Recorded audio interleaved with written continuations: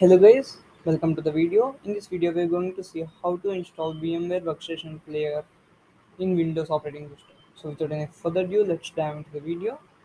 So why are we installing this software? This is a hypervisor software. It is type 2 hypervisor, which means it can run any operating system on top of your host operating system. Like here we will use two terms. One is known as host operating system and second one is known as guest operating system. The guest operating system is a system which runs virtually by some software. So yeah, so since everyone are using Windows 10 at least this case because Windows 7 is not supported and Windows 8 is like very less like it, and there are no users right now for Windows 8.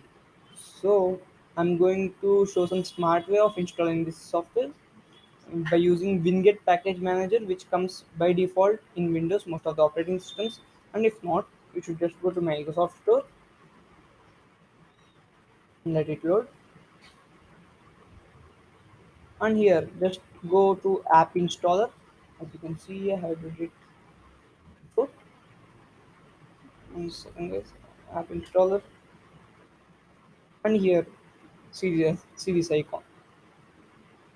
And now make, if there is any update option here, make sure to update it, and then later just open your command shell, which is admin, and make sure to have administrator privileges.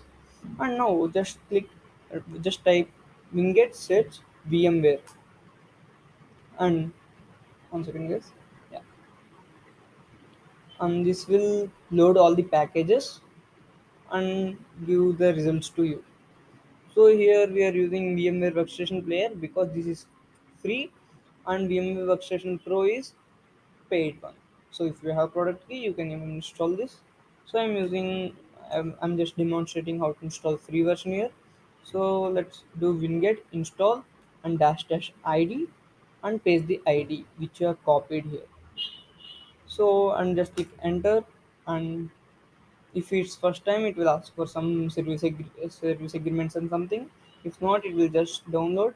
And if you have administrator privileges you have nothing to do. It will automatically install without a human action. So automatically it will just click next and it will automatically install. So thank you.